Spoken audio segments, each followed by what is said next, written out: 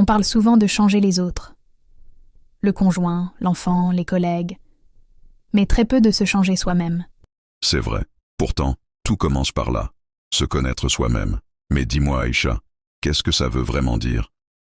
Se connaître, ce n'est pas seulement connaître ses qualités. C'est aussi reconnaître ses blessures, ses peurs, ses limites, et même ses contradictions. Donc on peut être de bonne volonté, aimer profondément, et pourtant faire du mal sans le vouloir? Exactement. Un parent qui n'a jamais appris à gérer sa colère peut la transmettre à son enfant.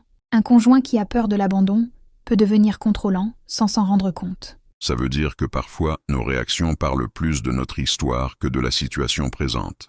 Oui, et tant qu'on ne se connaît pas, on agit par automatisme. On répète ce qu'on a vu, ce qu'on a subi, ce qu'on n'a jamais compris. Mais se connaître, ça peut faire peur. On découvre des choses sur soi qu'on n'aime pas toujours. C'est vrai. Mais se connaître, ce n'est pas se condamner. C'est se responsabiliser. Donc au lieu de dire « tu me mets en colère », je peux dire « j'ai du mal à gérer ce que je ressens quand cette situation se produit ». Exactement. Et là, la relation change. Parce qu'on ne cherche plus un coupable, mais une compréhension.